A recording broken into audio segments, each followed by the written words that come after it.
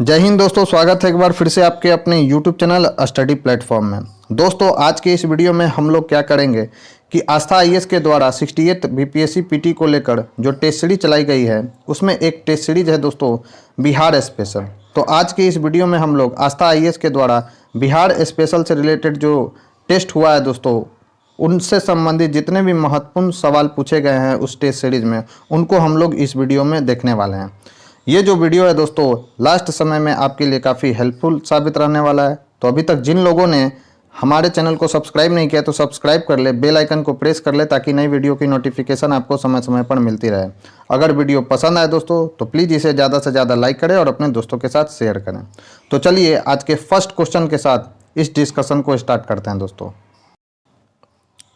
तो फर्स्ट सवाल है दोस्तों हमारा, निम्नलिखित में से बिहार के किस शिक्षक को शिक्षक दिवस के अवसर पर राष्ट्रपति द्रौपदी मुर्मू जी के द्वारा राष्ट्रीय शिक्षक पुरस्कार 2022 से सम्मानित किया गया है? तो दोस्तों बिहार के 2 शिक्षक एवं शिक्षिका को राष्ट्रपति द्रौपदी मुर्मू जी के द्वारा राष्ट्रीय शिक्षक पुरस्कार 2022 से सम्मानित किया गया, जिसमें शिक्षक का नाम है दोस्तों पहला सौरभ सुमन। तो इस क्वेश्चन का जो राइट आंसर हो जाएगा दोस्तों क्या हो जाएगा? सौरभ सुमन। और एक शिक्षिका है दोस्तों उनको भी राष्ट्रीय शिक्षक पुरस्कार दिया गया है, तो उनका नाम आपको ध्यान में रखना है। उनका नाम है दोस्तों निशी कुमारी। तो ये नाम भी आपको ध्यान में रखना है, इनका नाम क्या है? निशी कुमारी। इनको भी क्या दिया गया दोस्तों? तो राष्ट्रीय शिक्षक पुरस्कार 2022 से सम्मानित किया गया। दोस्तों यहाँ पर बात आई है कि राष्ट्रीय शिक्षा पुरस्कार, तो इसकी जो शुरुआत हुई थी दोस्तों कब हुई थी? तो इसकी शुरुआत हुई थी दोस्तों 1958 ईस्वी में। तो ये भी पॉइंट आपको ध्यान में रखना है। बढ़ते हैं अपने नेक्स्ट क्वेश्चन की ओर। हमारा नेक्स्ट क्वेश्चन है दोस्तों कि स्वच्छता अभियान 2022 बेहतर संचालन के लिए बिहार को देश भर में कौन सा स्थान मिला है दोस्तों? तो बिहार को देश भर में स्वच्छता अभियान संचालन के लिए जो है दोस्तों दूसरा स्थान मिला है। तो इसका राइट आंसर क्या हो जाएगा दोस्तों? तो सेकंड हो जाएगा, यानी ए आंसर होगा। अगर पूछा जाए दोस्तों कि इसमें पहला स्थान किसका है तो याद रखना है दोस्तों इसमें पहला जो स्थान है वो कर्नाटक का है दोस्तों। तो इंपॉर्टेंट फैक्ट्स है दोस्तों, आपको ध्यान में रखना है। बढ़ते अपने नेक्स्ट क्वेश्चन की ओर। नेक्स्ट क्वेश्चन है दोस्तों, बिहार प्रदूषण नियंत्रण बोर्ड ने बिहार में गुणवत्ता प्रबंधन के लिए किस आईआईटी संस्था के साथ एक समझौता ज्ञापन पर हस्ताक्षर किया है? तो उस आईआईटी का नाम है दोस्तों आईआईटी दिल्ली। इसका राइट आंसर क्या हो जाएगा दोस्तों? तो सी होगा। बढ़ते अपने नेक्स्ट क्वेश्चन की ओर। नेक्स्ट क्वेश्चन है दोस्तों हमारा कि स्मार्ट सिटी के तहत बिहार के 4 शहरों को शामिल किया गया है, निम्न में से कौन सा शहर स्मार्ट सिटी सूची में शामिल नहीं है? तो दोस्तों याद रखना है कि स्मार्ट सिटी शहरों का चयन किया गया और इसमें से कौन सा स्मार्ट सिटी शहर इसमें शामिल नहीं है दोस्तों? तो गया जो है दोस्तों इसमें शामिल नहीं है, जबकि बिहार शरीफ, भागलपुर और पटना जो है दोस्तों इसमें शामिल है। एक नाम और भी याद रखना है दोस्तों, मुजफ्फरपुर भी जो है दोस्तों इस स्मार्ट सिटी शहर में शामिल है। तो काफ़ी महत्वपूर्ण फैक्ट्स है दोस्तों जिसे आपको ध्यान में रखना है। बढ़ते अपने नेक्स्ट क्वेश्चन की ओर। नेक्स्ट क्वेश्चन है दोस्तों कि राष्ट्रीय शिक्षा नीति 2020 के तहत एक भारत श्रेष्ठ भारत के भाव को मजबूत करने के लिए बिहार के शैक्षणिक पर्यटन में से निम्न में से कौन सा शामिल नहीं है? तो इसमें कौन सा शामिल नहीं है दोस्तों? तो इसमें जो है दोस्तों पटना शामिल नहीं है। इसके तहत जो है दोस्तों राष्ट्रीय शिक्षा नीति 2020 के तहत एक भारत श्रेष्ठ भारत के भाव को मजबूत करने के लिए कौन कौन सा शामिल है दोस्तों? तो इसमें सासाराम शामिल है, बोध गया भी इसमें शामिल है दोस्तों, नालंदा भी इसमें शामिल है और वैशाली भी शामिल है दोस्तों। और एक नाम और याद रखना है दोस्तों, कुल जो 5 स्थल है दोस्तों उनको शामिल किया गया है। कौन कौन सा दोस्तों? तो सासाराम, बोध गया, नालंदा, वैशाली और एक है दोस्तों राजगीर, जबकि इसमें पटना को शामिल नहीं किया गया दोस्तों। तो याद रखना है राइट आंसर क्या हो जाएगा? पटना। नेक्स्ट है दोस्तों हमारा कि लोक संगीत के क्षेत्र में उल्लेखनीय योगदान के लिए बिहार के किस कलाकार को संगीत नाटक अकादमी पुरस्कार से सम्मानित करने की घोषणा की गई है दोस्तों? तो याद रखना है दोस्तों किसको सम्मानित करने की घोषणा की गई है तो यहाँ पर इसका जो राइट आंसर हो जाएगा दोस्तों वो क्या होगा? इसका राइट आंसर हो जाएगा दोस्तों ये। इसमें किसको किसको शामिल किया गया दोस्तों? तो उसको देख लेते हैं। तो इसमें शामिल किया गया दोस्तों मैथिली ठाकुर को। और किन को शामिल किया गया है दोस्तों? फिर इसमें दोस्तों तो दोस्तों इसमें मैथिली ठाकुर और रंजना कुमारी झा को शामिल किया गया है। याद रखना है आपको, महत्वपूर्ण फैक्ट है ये। तो इसमें इसका राइट आंसर क्या हो जाएगा दोस्तों, तो ई होगा, क्योंकि एक से अधिक सही है दोस्तों। याद रखना है दोस्तों कि जो संगीत नाटक अकादमी पुरस्कार है इस बार बिहार के 13 लोगों को दिया गया, जिसमें मैथिली ठाकुर और रंजना कुमारी झा का भी इसमें नाम शामिल है दोस्तों। तो इस क्वेश्चन का राइट आंसर क्या हो जाएगा दोस्तों, तो ई होगा। बढ़ते अपने नेक्स्ट क्वेश्चन की ओर दोस्तों। नेक्स्ट क्वेश्चन है हमारा, बिहार राज्य का पहला जिला कौन सा है जहां हर गांव का कृषि हेतु डिवीजन फर्टिलिटी मैप तैयार किया गया है। तो डिवीजन फर्टिलिटी मैप कहां पर हर गांव में तैयार किया गया है दोस्तों, तो उसका नाम है दोस्तों किशनगंज। इसका राइट आंसर क्या हो जाएगा दोस्तों, तो इसका राइट आंसर हो जाएगा किशनगंज यानी बी। नेक्स्ट है दोस्तों, केंद्रीय पर्यटन मंत्रालय की नवीनतम रिपोर्ट के अनुसार विदेशी पर्यटकों के आगमन में बिहार का स्थान है। तो याद रखना है दोस्तों, विदेशी पर्यटकों के आगमन में बिहार का स्थान कौन सा है दोस्तों, तो इसमें बिहार का स्थान है दोस्तों 9वां। राइट आंसर क्या हो जाएगा दोस्तों, तो राइट आंसर हो जाएगा डी। बढ़ते हैं अपने नेक्स्ट क्वेश्चन की ओर। हमारा नेक्स्ट क्वेश्चन है दोस्तों,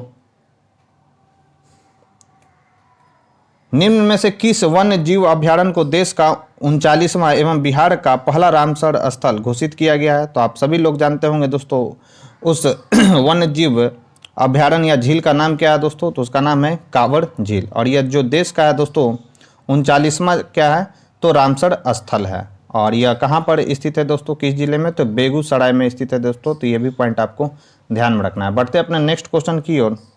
हमारा नेक्स्ट क्वेश्चन है दोस्तों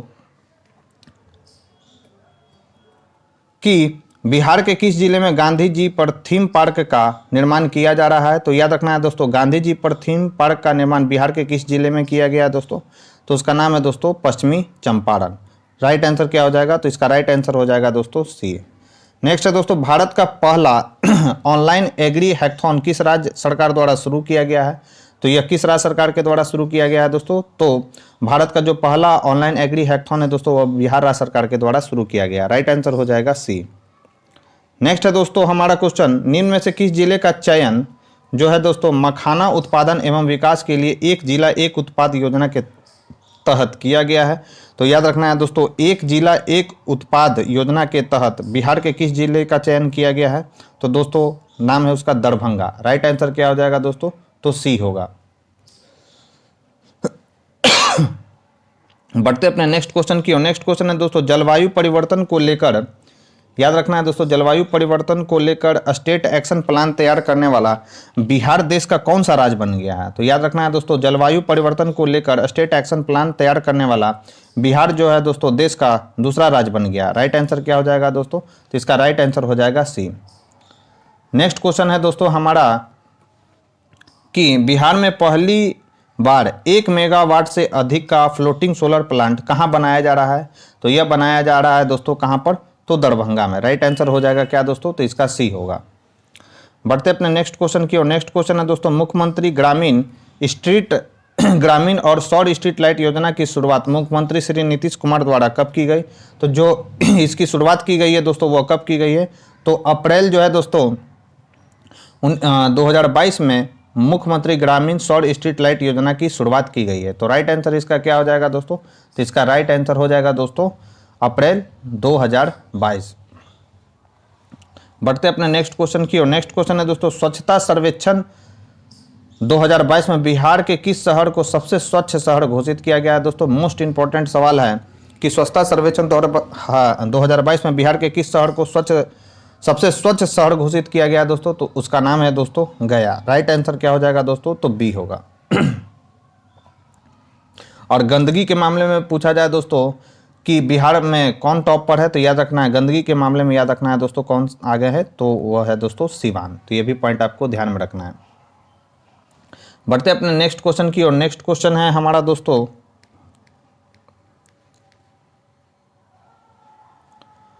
कि इकोनॉमिक कॉरिडोर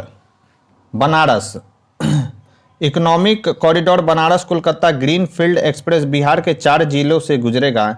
निम्न में से याद रखना है दोस्तों, निम्न में से कौन सा जिला इस इकोनॉमिक परियोजना में शामिल नहीं है। काफ़ी महत्वपूर्ण सवाल है दोस्तों कि जो economic corridor Banaras Kolkata green field express express Bihar के 4 जिलों से गुजरेगा, वो 4 जिलों में से आपको याद रखना है दोस्तों किस जिले से यह नहीं गुजरेगा, तो याद रखना है दोस्तों वह अरवल जिले से नहीं होकर गुजरेगा, जबकि रोहतास, औरंगाबाद और गया इन तीनों जिलों से होकर यह गुजरेगा दोस्तों। याद रखना है, महत्वपूर्ण फैक्ट्स है।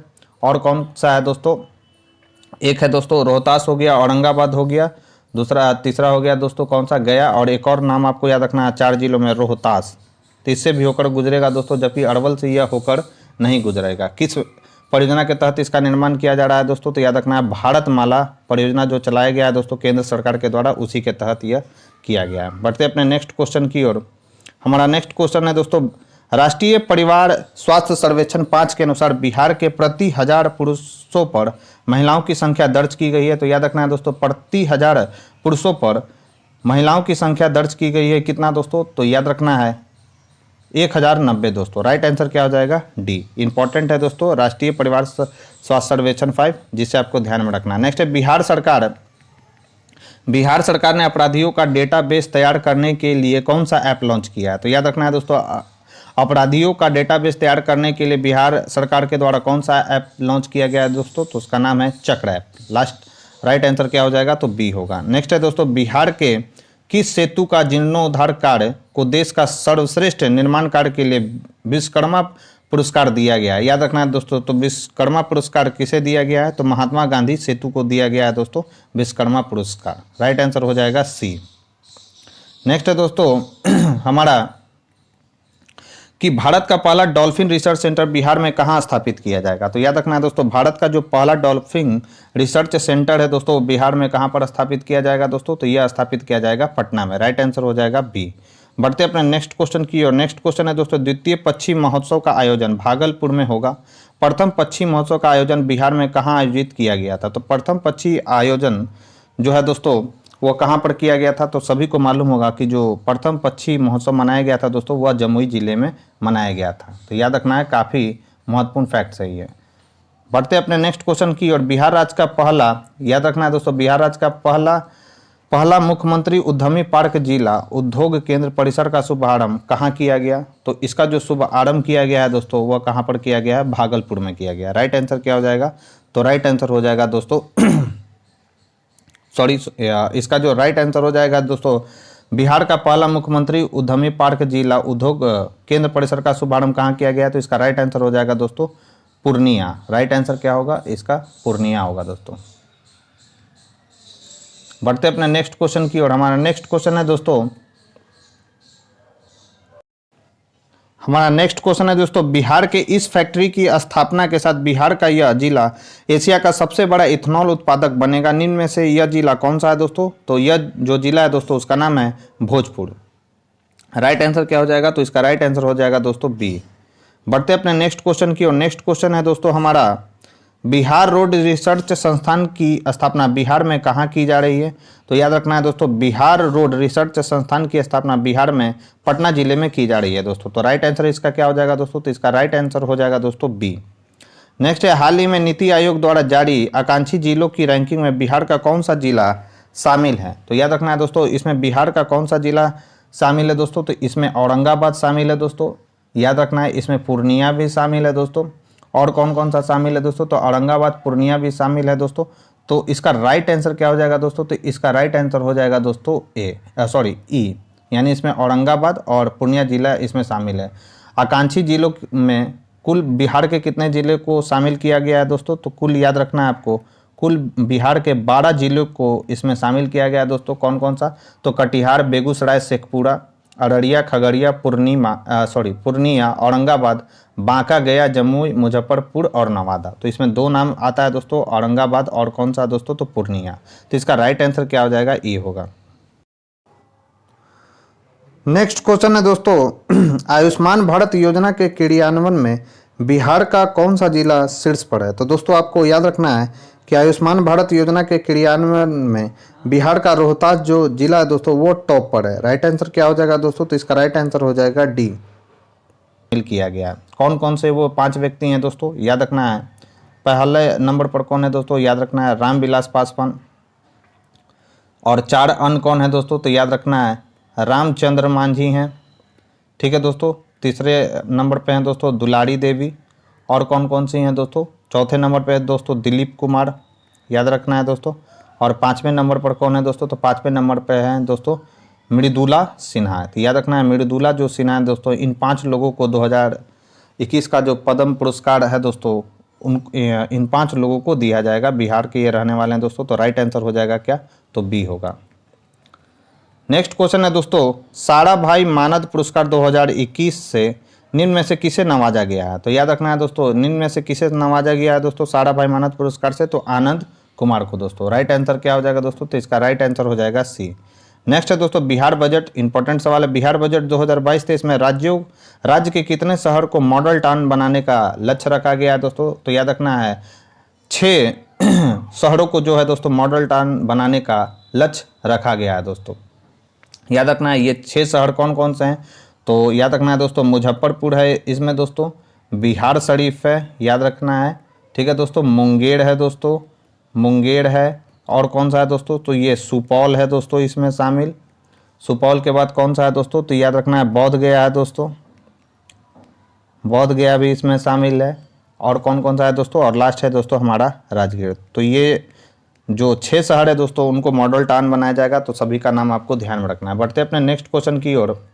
हमारा नेक्स्ट क्वेश्चन है दोस्तों कि विश्व मौसम विज्ञान केंद्र द्वारा किस राज्य में मौसम विज्ञान केंद्र को शताब्दी मौसम वेधशाला का दर्जा दिया गया है? तो कौन से राज्य को दिया गया है दोस्तों? तो अपने प्यारा राज्य बिहार को दिया गया है दोस्तों। क्या दिया गया? तो शताब्दी मौसम वेधशाला का दर्जा। राइट आंसर क्या हो जाएगा दोस्तों? ए। नेक्स्ट है दोस्तों 32 नंबर क्वेश्चन हमारा कि देश में ई भंडारण लागू करने वाला पहला राज्य कौन सा बन गया है? तो याद रखना है दोस्तों ई भंडारण लागू करने वाला बिहार जो है दोस्तों पहला राज्य बन गया। राइट आंसर हो जाएगा सी। नेक्स्ट है दोस्तों हमारा क्वेश्चन अंग एवं मगध महाजनपद का उल्लेख किस वेद में किया गया? तो इंपॉर्टेंट सवाल है दोस्तों, स्टैटिक्स क्वेश्चन है। तो याद रखना है दोस्तों अंग एवं मगध महाजनपद का उल्लेख अथर्ववेद में किया गया दोस्तों। सबसे बाद का वेद कौन सा है दोस्तों? तो अथर्ववेद है। सबसे पहले का वेद कौन है, मतलब सबसे प्राचीन वेद कौन सा है दोस्तों? तो कौन सा है दोस्तों? तो ऋग्वेद है। तंत्र मंत्र जादू टोना किस वेद में है दोस्तों? तो अथर्ववेद में, याद रखना है। नेक्स्ट क्वेश्चन है दोस्तों हमारा निम्न में से कौन सा महाजनपद गणतंत्र था? तो याद रखना है दोस्तों निम्न में से कौन सा महाजनपद गणतंत्र था? तो इसका राइट आंसर हो जाएगा दोस्तों वज्जी। वज्जी जो था दोस्तों निम्न में से कौन सा महाजनपद गणतंत्र था? तो वज्जी जो था दोस्तों पहला गणतंत्र था, ये भी याद रखना है। तो इसका राइट आंसर क्या हो जाएगा? तो इसका राइट आंसर हो जाएगा दोस्तों सी। नेक्स्ट है दोस्तों पाटलिपुत्र को मगध की अस्थायी राजधानी के रूप में किसने स्थापित किया था? तो याद रखना है दोस्तों पाटलिपुत्र को मगध की अस्थायी राजधानी के रूप में किसने स्थापित किया था? तो कालाशोक ने स्थापित किया था दोस्तों, याद रखना है। इसका राइट आंसर क्या हो जाएगा दोस्तों? इसका राइट आंसर क्या हो जाएगा दोस्तों? हाँ, तो इसका राइट आंसर कालाशोक ही होगा दोस्तों। राइट आंसर हो जाएगा इसका ए। नेक्स्ट है दोस्तों हर्यक वंश के पश्चात याद रखना है मगध पर किस वंश का उदय हुआ था? याद रखना है दोस्तों हर्यक वंश के बाद मगध पर किस वंश का उदय हुआ था दोस्तों? तो मगध पर इसका राइट आंसर क्या हो जाएगा? तो हर्यक वंश के बाद हुआ था दोस्तों शिशुनाग वंश का उदय। राइट आंसर हो जाएगा दोस्तों ए। हर्यक वंश के बाद कौन सा आया था? तो शिशुनाग वंश। नेक्स्ट दोस्तों गार्गी संहिता के में पाटलिपुत्र पर यवनों के आक्रमण का उल्लेख वर्णित है। यह आक्रमण किसके काल में हुआ था? तो याद रखना है दोस्तों यह आक्रमण किसके काल में हुआ था? तो यह आक्रमण हुआ था दोस्तों पुष्यमित्र शुंग के शासनकाल में, जो कि शुंग वंश का संस्थापक था दोस्तों। तो इसका राइट आंसर क्या हो जाएगा? तो बी हो जाएगा। इंपॉर्टेंट सवाल है, याद रखना है। नेक्स्ट है दोस्तों प्रथम जैन संगीति की अध्यक्षता किस जैन आचार्य ने की थी? तो याद रखना है दोस्तों प्रथम जैन संगीति की अध्यक्षता किसने की थी दोस्तों? तो यह की थी स्थूल भद्र ने। कब हुआ था दोस्तों? तो याद रखना 300 ईस्वी में हुआ था दोस्तों स्थूल भद्र की अध्यक्षता में प्रथम जैन संगीति। और यह कहाँ पर हुआ था दोस्तों? तो यह जो है दोस्तों पाटलिपुत्रा में हुआ था। यह भी पॉइंट आपको याद रखना है दोस्तों। नेक्स्ट है निम्न में से किस पाल शासक की राजधानी मुंगेर थी? तो याद रखना किस पाल शासक की राजधानी मुंगेर थी दोस्तों? तो देवपाल की जो राजधानी थी दोस्तों वो क्या थी? तो मुंगेर थी। राइट आंसर हो जाएगा बी। बढ़ते हैं अपने नेक्स्ट क्वेश्चन की और नेक्स्ट हमारा क्वेश्चन है दोस्तों कि किसने बिहार की राजधानी को बिहार शरीफ से पटना स्थानांतरित किया था? तो याद रखना है दोस्तों शेरशाह ने जो है दोस्तों बिहार की राजधानी को बिहार शरीफ से पटना स्थानांतरित किया था? राइट आंसर हो जाएगा क्या दोस्तों? तो इसका राइट आंसर हो जाएगा सी यानी शेरशाह। नेक्स्ट है दोस्तों, इल्तुतमिश ने किसे पराजित कर बिहार पर अधिकार किया था? तो याद रखना है दोस्तों, हिसामुद्दीन ऐबज को पराजित करके इल्तुतमिश ने जो है दोस्तों बिहार पर अधिकार किया था। बहुत ज़्यादा महत्वपूर्ण सवाल है दोस्तों, याद रखना है आपको। बढ़ते अपने नेक्स्ट क्वेश्चन की ओर। बिहार पहुंचने वाला प्रथम यूरोपीय कौन था? तो याद रखना है दोस्तों, बिहार पहुंचने वाला प्रथम यूरोपीय कौन था दोस्तों? पुर्तगाली था। भारत में भी सबसे पहली बार कौन आए थे दोस्तों? 1498 ईस्वी में, तो वो पुर्तगाली ही आए थे, याद रखना है। नेक्स्ट है, बिहार को दिल्ली सल्तनत के अधीन निम्न में से किसने किया था? तो याद रखना है दोस्तों, बिहार को दिल्ली सल्तनत के अधीन निम्न में से किनके द्वारा किया गया था दोस्तों? तो यह किया गया था इल्तुतमिश के समय। राइट आंसर हो जाएगा ए। नेक्स्ट क्वेश्चन है हमारा दोस्तों, ईरानी यात्री अब्दुल लतीफ किस मुगल शासक के शासनकाल में बिहार आया था? तो याद रखना है दोस्तों, ईरानी यात्री जो अब्दुल लतीफ था किस मुगल शासक के शासनकाल में बिहार आया था? तो उसका नाम है दोस्तों अकबर। राइट आंसर क्या हो जाएगा? तो डी होगा दोस्तों। इंपॉर्टेंट सवाल है दोस्तों, देखकर ही मालूम चल रहा होगा कि कितने अच्छे अच्छे सवाल इसमें आस्था IAS के द्वारा जो टेस्ट सीरीज कंडक्ट कराया गया दोस्तों, उसमें कितने अच्छे अच्छे सवाल दिए गए हैं। नेक्स्ट है दोस्तों, बिहार में सोडे के व्यापार का एकाधिकार अंग्रेजों को किसने प्रदान किया था? इंपॉर्टेंट सवाल है दोस्तों। तो यह अधिकार प्रदान किया था दोस्तों मीर जाफर ने अंग्रेजों को। राइट आंसर हो जाएगा बी यानी मीर जाफर। नेक्स्ट है दोस्तों, किस युद्ध के पश्चात शाह आलम द्वितीय ने बिहार, बंगाल एवं उड़ीसा के क्षेत्रों में लगान वसूली का अधिकार ईस्ट इंडिया कंपनी को दे दिया दोस्तों? तो याद रखना है दोस्तों, 1764 ईस्वी में जो बक्सर का युद्ध हुआ था, उस युद्ध में जो है दोस्तों बंगाल एवं बिहार के क्षेत्रों में लगान वसूली का अधिकार ईस्ट इंडिया कंपनी को प्रदान कर दिया गया था दोस्तों शाह आलम द्वितीय के द्वारा। राइट आंसर हो जाएगा डी। नेक्स्ट है दोस्तों, किस मुगल शासक के काल में बिहार पर बंगाल के नवाबों का नियंत्रण हो गया था दोस्तों? तो कौन थे दोस्तों मुगल बादशाह? तो इसका राइट आंसर क्या हो जाएगा दोस्तों? इसका राइट आंसर हो जाएगा ई। तो इसका राइट आंसर क्या हो जाएगा दोस्तों? तो इसका राइट आंसर हो जाएगा ई। तो इसका राइट आंसर क्या हो जाएगा दोस्तों? तो इसका राइट आंसर हो जाएगा ई यानी इनमें से कोई भी नहीं दोस्तों। नेक्स्ट है दोस्तों, भागलपुर में 1866 में ब्रह्म समाज की शाखा की स्थापना किसने की थी? मोस्ट VBI सवाल है दोस्तों कि भागलपुर में 1866 ईस्वी में ब्रह्म समाज की स्थापना किनके द्वारा किया गया था दोस्तों? तो यह किया गया था डॉक्टर कृष्ण नंदन घोष के द्वारा। राइट आंसर हो जाएगा बी। नेक्स्ट है दोस्तों, 1908 में, याद रखना है आपको कि 1908 में बिहार प्रादेशिक सम्मेलन में पृथक बिहार प्रांत के गठन का प्रस्ताव किसने रखा था दोस्तों? तो यह प्रस्ताव रखा गया था दोस्तों मोहम्मद फखरुद्दीन के द्वारा। ये भी महत्वपूर्ण सवाल है दोस्तों, याद रखेंगे। महत्वपूर्ण यह सवाल है कि 1908 में जो बिहार प्रादेशिक सम्मेलन में पृथक बिहार प्रांत का गठन का प्रस्ताव किसने रखा था? तो मोहम्मद फखरुद्दीन ने रखा था दोस्तों। राइट आंसर हो जाएगा बी। नेक्स्ट क्वेश्चन है दोस्तों, पटना में स्थित गोलघर का निर्माण किस गवर्नर जनरल के काल में हुआ था? यह भी मोस्ट VBI सवाल है दोस्तों। तो यह रखा गया था दोस्तों लॉर्ड कॉर्नवालिस के शासनकाल में, याद रखना है। राइट आंसर क्या हो जाएगा? सी हो जाएगा।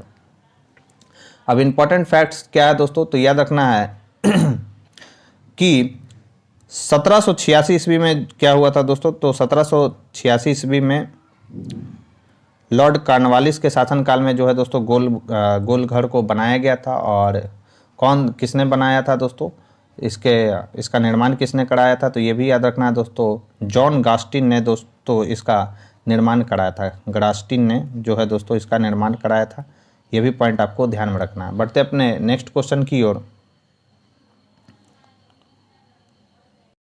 सॉरी दोस्तों, तो ये जो गोलघर का निर्माण कराया गया था दोस्तों वो लॉर्ड कॉर्नवालिस के शासनकाल में, बल्कि लॉर्ड हेस्टिंग्स के शासनकाल में कराया गया था दोस्तों 1786 ईस्वी में जॉन ग्रास्टिन के द्वारा। लॉर्ड कॉर्नवालिस नहीं होगा दोस्तों, सॉरी।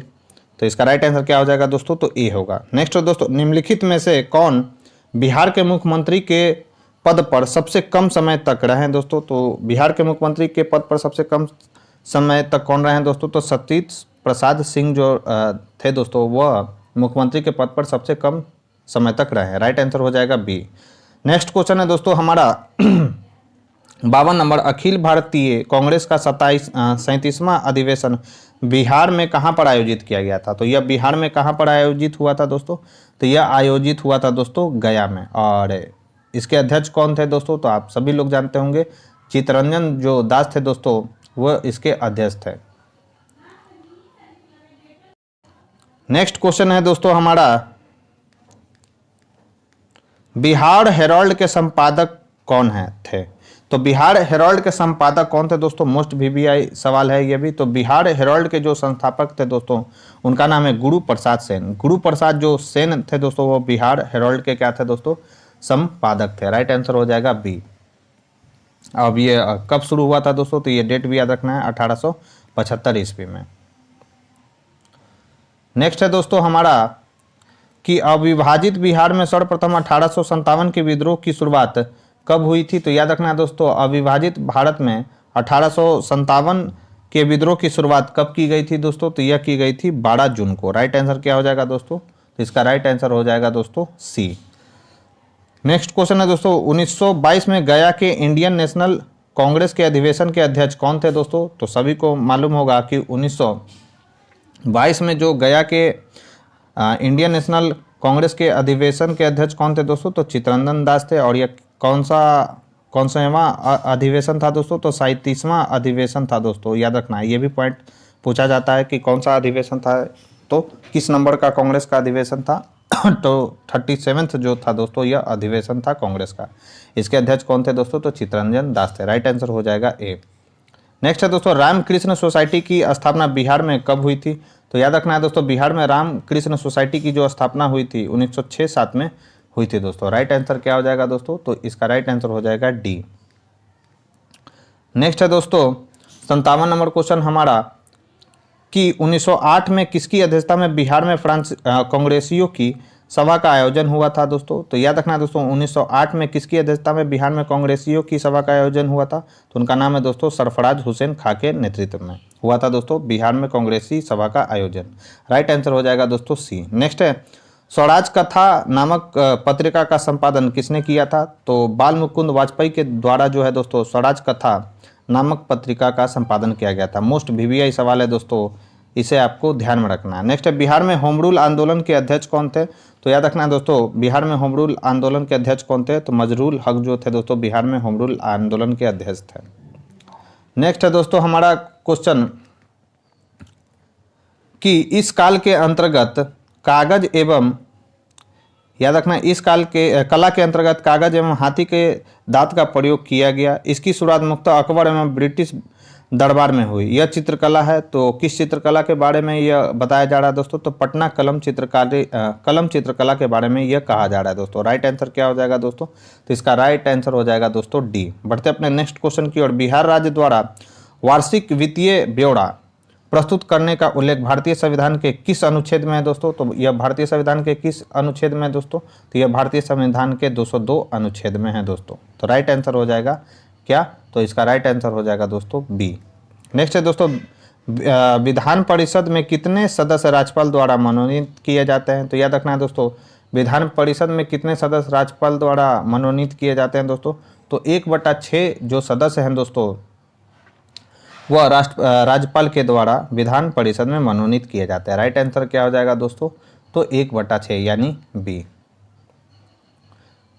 और पूछा जाए दोस्तों कि विधान परिषद के गठन का प्रावधान भारतीय संविधान के किस अनुच्छेद में उल्लेखित है दोस्तों?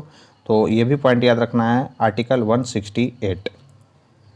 नेक्स्ट है दोस्तों 63 नंबर क्वेश्चन हमारा। 63 नंबर क्वेश्चन है दोस्तों हमारा कि बिहार विधानसभा में अनुसूचित जनजाति के लिए आरक्षित सीट है। तो याद रखना है दोस्तों, अनुसूचित जनजाति के लिए यानी एसटी के लिए कितने सीटों को आरक्षित रखा गया है दोस्तों? तो 2 सीटें हैं दोस्तों अनुसूचित जनजाति के लिए बिहार विधानसभा में। राइट आंसर क्या हो जाएगा दोस्तों?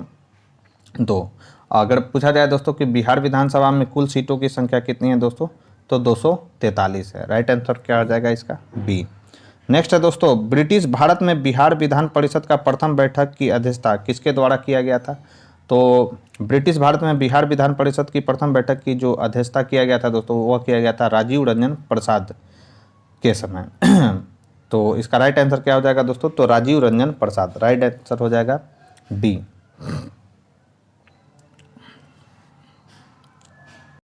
नेक्स्ट है दोस्तों, झारखंड विभाजन से पूर्व बिहार में लोकसभा तथा राज्यसभा की सीटों की संख्या क्रमशः थी। ये भी इंपॉर्टेंट सवाल है दोस्तों। तो झारखंड विभाजन से पूर्व बिहार में लोकसभा तथा राज्यसभा की सीटों की संख्या कितनी थी दोस्तों?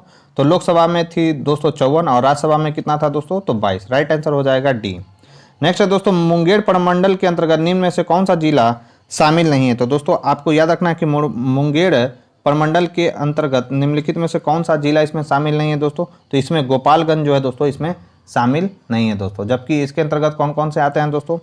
तो इसमें आता है दोस्तों बेगूसराय, शेखपुरा, लखीसराय, एक और नाम याद रखना है दोस्तों जमुई, जमुई भी इसी के अंतर्गत आता है दोस्तों, और खगड़िया जो है दोस्तों यह भी इसी के अंतर्गत आता है। तो ये सभी के सभी नाम इंपॉर्टेंट है दोस्तों, जिन्हें आपको ध्यान में रखना है। कौन नहीं आता है दोस्तों, ये पूछा गया था, तो गोपालगंज। नेक्स्ट है दोस्तों, बिहार नगर पालिका अधिनियम 2020 नगरीय क्षेत्र निर्धारण करने के लिए गैर कृषि कार्यों में संलग्न आबादी को 75% से घटाकर कितना कर दिया गया है दोस्तों? तो यह कर दिया गया है दोस्तों कितना? तो 65%। राइट आंसर हो जाएगा क्या दोस्तों? तो डी। बढ़ते अपने नेक्स्ट क्वेश्चन की ओर। नेक्स्ट क्वेश्चन है हमारा दोस्तों, बिहार विधानसभा अध्यक्षों का सही कालानुक्रम में व्यवस्थित कीजिए। काफ़ी अच्छा सवाल पूछा गया दोस्तों। तो इसका राइट आंसर क्या हो जाएगा दोस्तों? 1, 2, 3, यानी सभी के सभी सही दिए गए हैं। श्री हरिनाथ मिश्र जो आएंगे दोस्तों पहले नंबर पर, उसके बाद आएंगे कौन दोस्तों? तो श्री राधानंदन झा, और श्री शिव चंद्र जो झा आएंगे दोस्तों वो लास्ट में आएंगे। राइट आंसर हो जाएगा 1, 2, 3। नेक्स्ट है हमारा क्वेश्चन दोस्तों कि बिहार सरकार ने त्रिस्तरीय पंचायत के लिए अधिकार एवं कर्तव्य एक संकल्प का प्रकाशन किस वर्ष किया? तो एक संकल्प का प्रस्ताव जो है दोस्तों प्रकाशन किस वर्ष किया गया? तो 2001 में किया गया दोस्तों। त्रिस्तरीय पंचायत के लिए अधिकार एवं कर्तव्य का एक संकल्प। राइट आंसर हो जाएगा सी। नेक्स्ट है दोस्तों, राज्यपाल द्वारा जारी अध्यादेश विधान सभा के सत्र प्रारंभ होने के कितने दिनों के भीतर स्वीकार करना अनिवार्य है दोस्तों? तो इसका राइट आंसर क्या हो जाएगा दोस्तों? तो इसका राइट आंसर हो जाएगा दोस्तों ई, 6 माह। इसलिए अध्यादेश जो होता है दोस्तों अधिकतम 6 माह या 6 सप्ताह तक लागू रह सकता है दोस्तों। तो 6 सप्ताह या 6 माह के भीतर इसको स्वीकृति मिल जानी चाहिए दोस्तों। तो इसका राइट आंसर क्या हो जाएगा दोस्तों? ई हो जाएगा। यानी इसमें सी और डी दोनों सही है। तो राइट आंसर हो जाएगा दोस्तों इसका क्या? तो ई।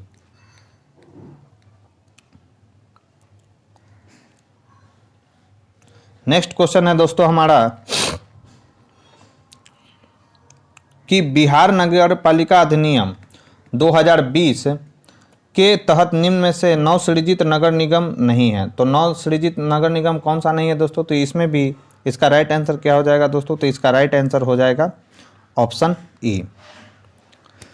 तो इसमें जो है दोस्तों 9 नए सृजित नगर निगम कौन कौन से हैं दोस्तों? तो मोतिहारी है, याद रखना है। और कौन सा है दोस्तों? तो इसमें सासाराम भी शामिल है, इसमें मधुबनी भी शामिल है दोस्तों, और समस्तीपुर भी शामिल है। एक और याद रखना है दोस्तों कौन सा है? तो एक बेतिया का भी नाम आपको याद रखना है। इसलिए इसमें एक से अधिक आंसर जो है दोस्तों, इसमें कोई भी जो दिया गया है यहाँ पर नगर जो दिया गया है दोस्तों 9 सृजित नगर, इसमें से कोई भी इसका राइट आंसर नहीं, क्योंकि ये सभी के सभी इसमें शामिल हैं दोस्तों। मोतिहारी, सासाराम, मधुबनी और समस्तीपुर, और बेतिया भी दोस्तों याद रखना है। बिहार में पहला कांग्रेसी मंत्रिमंडल का गठन कब हुआ था? तो दोस्तों आपको याद रखना है कि बिहार में पहला कांग्रेसी मंत्रिमंडल का जो गठन हुआ था दोस्तों जुलाई 1937 ईस्वी में हुआ था। राइट आंसर क्या हो जाएगा दोस्तों? तो इसका राइट आंसर हो जाएगा ए।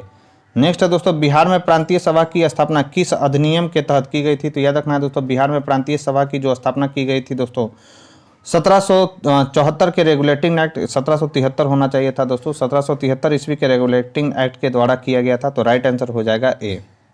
नेक्स्ट है बिहार राज्य मानवाधिकार, याद रखना है मोस्ट बीबीआई सवाल है दोस्तों कि बिहार राज्य मानवाधिकार आयोग के वर्तमान अध्यक्ष कौन है? तो बिहार राज्य मानवाधिकार के वर्तमान अध्यक्ष दोस्तों कौन है दोस्तों? तो श्री विनोद कुमार सिंह जो है दोस्तों बिहार राज्य मानवाधिकार आयोग के वर्तमान अध्यक्ष हैं। नेक्स्ट है दोस्तों, बिहार के मुख्यमंत्री की सही कालाक्रम में व्यवस्थित कीजिए। तो सही काला अनुक्रम क्या हो जाएगा दोस्तों? तो सबसे पहले आएंगे दोस्तों कर्पूरी ठाकुर, उसके बाद आएंगे दोस्तों चंद्रशेखर सिंह, उसके बाद आएंगे दोस्तों भगत झा आज़ाद, और लास्ट में कौन आएंगे दोस्तों? तो doctor Jagannath Mishra. Right answer हो जाएगा दोस्तों इसका बी। नेक्स्ट क्वेश्चन है हमारा दोस्तों बिहार का कौन सा जिला नेपाल तथा पश्चिम बंगाल दोनों से सीमा साझा करता है? तो याद रखना है दोस्तों, किशनगंज जो है दोस्तों नेपाल एवं पश्चिम बंगाल जो है दोस्तों दोनों से सीमा साझा करता है। बिहार का जिला है दोस्तों किशनगंज, जो नेपाल और पश्चिम बंगाल दोनों से सीमा साझा करता है। राइट आंसर हो जाएगा सी। बढ़ते अपने नेक्स्ट क्वेश्चन की ओर। नेक्स्ट क्वेश्चन है हमारा दोस्तों कि वर्ष 2011 की जनगणना, बिहार की जनगणना आज़ादी के बाद कौन सी जनगणना थी दोस्तों? तो याद रखना है, ये आज़ादी के बाद जो है दोस्तों इसकी 7वीं जनगणना थी दोस्तों बिहार की। राइट आंसर हो जाएगा दोस्तों क्या? तो इसका राइट आंसर हो जाएगा दोस्तों ए।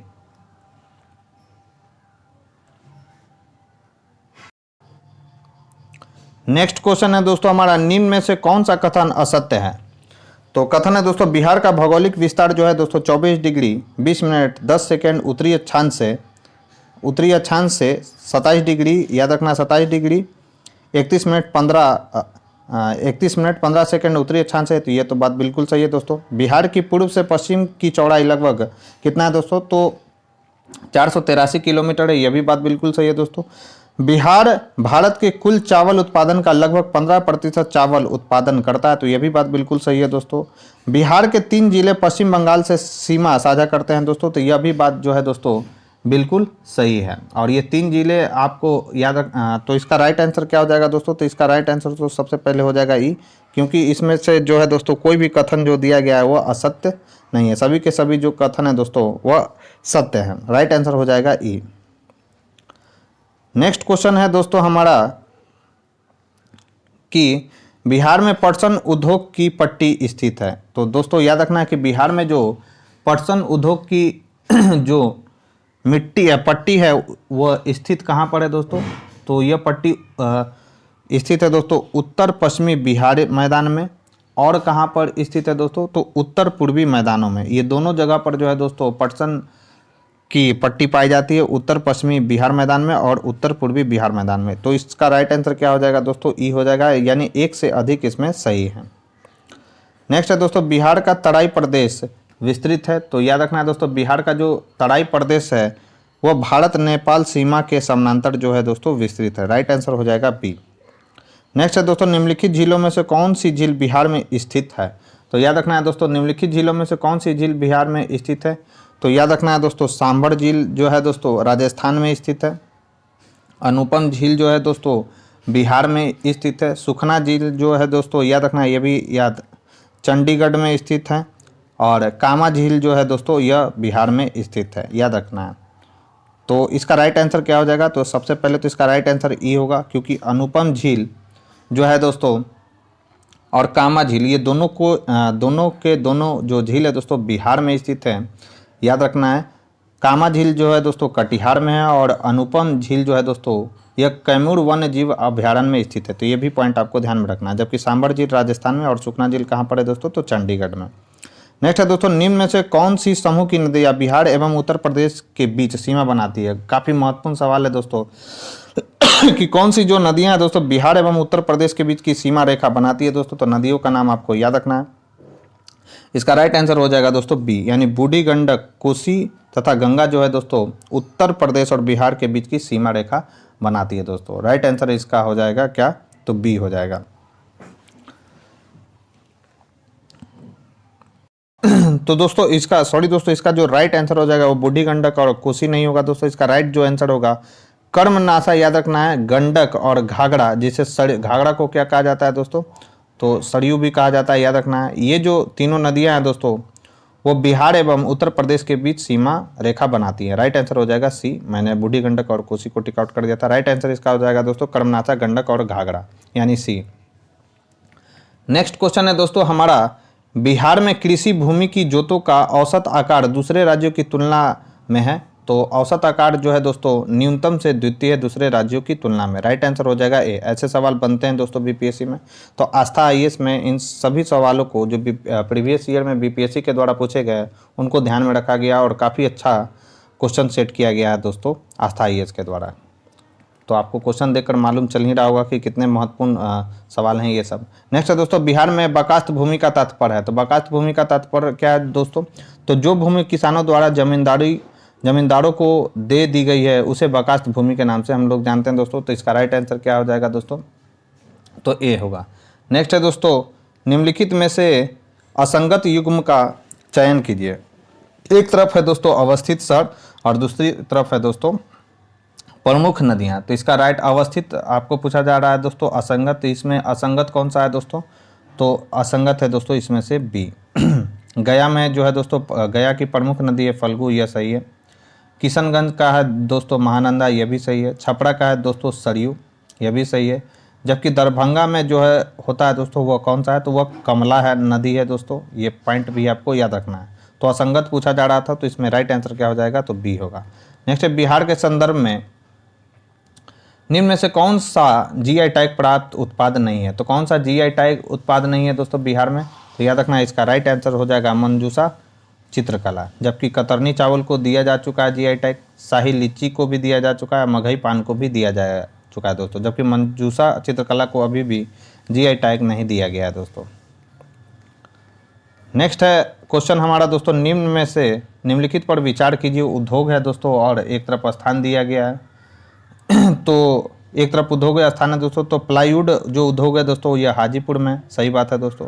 सीमेंट जो उद्योग है दोस्तों यह डालमिया नगर में, यह भी सही है। हथकरघा जो उद्योग है दोस्तों यह पटना में है। और कागज एवं जो लुगदी उद्योग है दोस्तों वह दरभंगा में है। तो इसमें से जो सभी के सभी जो हैं दोस्तों वह सही हैं। तो इसका राइट आंसर क्या हो जाएगा, ई हो जाएगा दोस्तों, क्योंकि सभी के सभी जो यहाँ पर दिए गए हैं दोस्तों वो सभी के सभी जो विकल्प सभी के सभी जो दिए गए हैं यहाँ पर उद्योग और उनका स्थान हुए सभी के सभी मैच में है, इसलिए इसका राइट आंसर क्या हो जाएगा, तो ई होगा। नेक्स्ट है दोस्तों, निम्नलिखित में से कौन सा जलकुंड राजगीर में नहीं है। ये भी इंपॉर्टेंट सवाल है दोस्तों, कौन सा जलकुंड राजगीर में नहीं है, तो सीता कुंड जो है दोस्तों जलकुंड राजगीर में नहीं है। जबकि सूर्य कुंड, ब्रह्म कुंड और गौमुख ये सभी के सभी जो है दोस्तों राजगीर में स्थित है। अगर पूछा जाए दोस्तों कि सीता कुंड कहाँ पर स्थित है, तो सीता कुंड स्थित है दोस्तों मुंगेर में, याद रखना है, इंपॉर्टेंट है। नेक्स्ट है बिहार में 2 ग्रीनफील्ड इंजन कारखानों का निर्माण कहाँ किया गया है। तो याद रखना है दोस्तों बिहार में 2 ग्रीनफील्ड इंजन कारखानों का जो निर्माण है दोस्तों वह मधेपुरा सारण में किया गया दोस्तों। तो ये इसका राइट आंसर क्या हो जाएगा, तो इसका राइट आंसर हो जाएगा मधेपुरा। नेक्स्ट है दोस्तों 90 नंबर क्वेश्चन हमारा कि निम्नलिखित पर विचार कीजिए। नदी है दोस्तों और उसका उद्गम स्थल है। तो कोसी का उद्गम स्थल क्या है दोस्तों, और पूछ रहा है दोस्तों कि निम्न कूट के आधार पर सही विकल्प का चयन कीजिए। तो दोस्तों आपको याद रखना है क्या कि कोसी का जो उद्गम स्थल है वो सप्तकोशी पूर्वी नेपाल में है दोस्तों, ये बात सही है। सोन नदी का जो उद्गम स्थल है दोस्तों अमरकंटक से है, यह भी बात बिल्कुल सही है, यानी 1 और 2 तो बिल्कुल सही है दोस्तों। कर्मनाशा जो नदी निकलती है दोस्तों वह सोमेश्वर श्रेणी की पहाड़ियों से नहीं बल्कि विंध्याचल की पहाड़ियों से निकलती है दोस्तों, तो तीसरा हमारा गलत हो गया। बागमती जो नदी है दोस्तों हिमालय की मध्य प्रदेश के पठारी भाग से निकलती है, तो गलत हो गया दोस्तों। जो बागमती नदी है दोस्तों वह कहाँ से निकलती है, तो हिमालय के महाभारत श्रेणी से यह निकलती है दोस्तों। तो इसमें आपसे सही पूछा जा रहा था, तो केवल 1 और 2 ही सही है दोस्तों, तो इसका राइट आंसर हो जाएगा ए। नेक्स्ट है दोस्तों हमारा बिहार में पुरानी जलोढ़ मिट्टी का विस्तार है। तो याद रखना है दोस्तों बिहार में पुरानी जलोढ़ मिट्टी का जो विस्तार है दोस्तों वो कहाँ पर है, तो भागलपुर, मुंगेर, पटना और गया में जो है दोस्तों पुरानी जलोढ़ मिट्टी का विस्तार है। राइट आंसर हो जाएगा ए। नेक्स्ट है दोस्तों हमारा बिहार में जल जीवन हरियाली दिवस कब मनाया जाता है। तो जल जीवन हरियाली दिवस कब मनाया जाता है दोस्तों, तो यह मनाया जाता है प्रत्येक माह के प्रथम मंगलवार को जो है दोस्तों जल जीवन हरियाली दिवस मनाया जाता है। इंपॉर्टेंट सवाल है, ध्यान में रखेंगे। नेक्स्ट सवाल है दोस्तों हमारा 93 नंबर, निम्नलिखित पर विचार कीजिए। तो निम्नलिखित पर विचार करना है दोस्तों आपको। क्वेश्चन है कि बिहार में अकृषि भूमि का क्षेत्रफल बिहार के याद रखना है दोस्तों कुल क्षेत्रफल का 46% है। नेक्स्ट है दोस्तों आपका नहरों से सर्वाधिक सिंचित जिला पश्चिमी चंपारण है, और बिहार में नलकूप द्वारा सिंचित क्षेत्र सकल सिंचित क्षेत्र का लगभग 64% है। चौथा है दोस्तों 2020-21 में मछली उत्पादन में किशनगंज जिला जो है दोस्तों प्रथम स्थान पर है। तो दोस्तों इसका राइट आंसर क्या हो जाएगा, तो इसका राइट आंसर हो जाएगा दोस्तों केवल 1 और 3 ही इसमें जो है दोस्तों सही है, यानी बिहार के अकृषि भूमि का क्षेत्रफल बिहार के कुल क्षेत्रफल का 46%, यह बात सही है। और वर्ष 2020-21 में मछली उत्पादन में किशनगंज जो जिला रहा है दोस्तों प्रथम स्थान पर रहा है, यह भी बात बिल्कुल सही है। तो सॉरी बिहार में इसमें केवल 3, 1 और 3 मैंने बोला था दोस्तों, सॉरी, 1 और 3 ही सही है। यानी बिहार में अक्री से भूमि का क्षेत्रफल बिहार के कुल क्षेत्रफल का 46% है, सही है। और बिहार में नलकूप द्वारा सिंचित क्षेत्र सकल सिंचित क्षेत्र का लगभग 64% है दोस्तों। तो इसका कथन 1 और 3 ही सही है, तो इसका राइट आंसर क्या हो जाएगा दोस्तों, तो डी होगा। नेक्स्ट है दोस्तों, निम्नलिखित में से कौन सा मिट्टी दक्षिणी बिहार में नहीं पाई जाती है। तो याद रखना है दोस्तों, कौन सी जो मिट्टी है जो दक्षिणी बिहार में नहीं पाई जाती है दोस्तों, तो तराई की जो मिट्टी है दोस्तों, ये दक्षिणी बिहार में नहीं पाई जाएगी। यह मिट्टी कहाँ पर पाई जाएगी दोस्तों, तो नेपाल के समानांतर जो भी जिले होंगे दोस्तों, वहाँ पर यह मिट्टी पाई जाएगी। जबकि टाल मिट्टी, पुरानी जलोढ़ मिट्टी और केवाल मिट्टी इसमें पाई जाती है दोस्तों दक्षिणी बिहार में। नेक्स्ट है दोस्तों 95 नंबर क्वेश्चन हमारा, कि निम्नलिखित में से असत्य कथन का चयन कीजिए। 2020-21 में चावल उत्पादन की दृष्टि से रोहतास जिला का प्रथम स्थान है, तो यही गलत है दोस्तों। 2020-21 में चावल उत्पादन की दृष्टि से रोहतास जो जिला है दोस्तों प्रथम स्थान पर नहीं है, तो इसका राइट आंसर क्या हो जाएगा, तो राइट आंसर क्या हो जाएगा दोस्तों, तो इसका राइट आंसर तो हो जाएगा ए, क्योंकि ये 2020-21 में पूछा जा रहा है दोस्तों। तो 2020-21 में कौन था, तो पश्चिमी जो चंपारण जिला था दोस्तों, वह प्रथम स्थान पर था। लेकिन अगर पूछा जाए दोस्तों 2021-22 में प्रथम स्थान पर कौन सा है दोस्तों चावल उत्पादकता के मामले में, तो वह है दोस्तों रोहतास। तो दोनों के दोनों फैक्ट्स याद रखना है दोस्तों, काफ़ी महत्वपूर्ण फैक्ट सही है। नेक्स्ट है दोस्तों, निम्नलिखित पर विचार कीजिए। पहला है दोस्तों क्या, तो पहला है हमारा दोस्तों कि बिहार में 2020-21 में ऊर्जा की प्रति व्यक्ति खपत 350 किलोवाट आवर हो गई, तो यह बात बिल्कुल सही है दोस्तों। बिहार में औद्योगिक क्षेत्र बिजली का सबसे बड़ा उपभोक्ता है, तो यह बात बिल्कुल गलत है दोस्तों। 2020-21 में गया जिला बिजली खपत के मामले में शीर्ष पर था, तो यह बात जो है दोस्तों गलत है। गया जिला नहीं था दोस्तों, कौन था, पटना जिला था। तो केवल इसमें कथन एक ही सही है, तो राइट आंसर हो जाएगा ए। नेक्स्ट है दोस्तों हमारा क्वेश्चन, कि वित्तीय वर्ष 2022-23 के अनुसार पूंजीगत व्यय कुल व्यय का कितना प्रतिशत अनुमानित है। तो याद रखना है दोस्तों, पूंजीगत व्यय कुल व्यय का कितना प्रतिशत अनुमानित है दोस्तों, तो यह अनुमानित है दोस्तों कितना, तो 19.24% अनुमानित है दोस्तों। राइट आंसर क्या हो जाएगा, तो राइट आंसर हो जाएगा दोस्तों सी। काफ़ी महत्वपूर्ण क्वेश्चन है दोस्तों, याद रखेंगे। नेक्स्ट है, वित्तीय वर्ष 2022-23 में राज्य में कुल कितने औद्योगिक पार्क विकसित किए जाएंगे। तो याद रखना है दोस्तों, वित्तीय वर्ष 2022-23 में राज्य में कुल कितने औद्योगिक पार्क विकसित किए जाएंगे, तो 7 औद्योगिक पार्क जो है दोस्तों विकसित किए जाएंगे। ये भी मोस्ट वीवीआई सवाल है दोस्तों, आपको ध्यान में रखना है। बढ़ते अपने नेक्स्ट क्वेश्चन की ओर। नेक्स्ट क्वेश्चन है दोस्तों हमारा, कि बिहार बजट 2022-23 के अनुसार जीविका दीदियों द्वारा दीदी की रसोई का संचालन किस विभाग के सहयोग से कराया जा रहा है। तो यह किस विभाग के सहयोग से कराया जा रहा है दोस्तों, तो यह कराया जा रहा है स्वास्थ्य विभाग के सहयोग से। राइट आंसर क्या हो जाएगा, तो इसका राइट आंसर हो जाएगा दोस्तों ए। और यह योजना जो है दोस्तों बिहार के सभी जिलों यानी 38 जिलों में लागू की जाएगी, याद रखना है आपको। नेक्स्ट है, निम्नलिखित कथनों पर विचार कीजिए। कथन है हमारा दोस्तों, वर्ष 2019-20 में वर्ष 2019-20 में बिहार में समग्र बेरोजगारी दर जो था दोस्तों 7.5% था। बिल्कुल सही है दोस्तों यह डाटा। नेक्स्ट है, बिहार में प्राथमिक क्षेत्र में संलग्न महिलाओं की हिस्सेदारी 72.6% है। यह भी बात बिल्कुल सही है दोस्तों। और थर्ड है दोस्तों, 2019-20 में बिहार में समग्र श्रम शक्ति सहभागिता दर 35.2% थी। तो यह बात बिल्कुल गलत है। तो इसमें जो कथन 1 और 2 है दोस्तों वही सही है, तो इसका राइट आंसर हो जाएगा ए।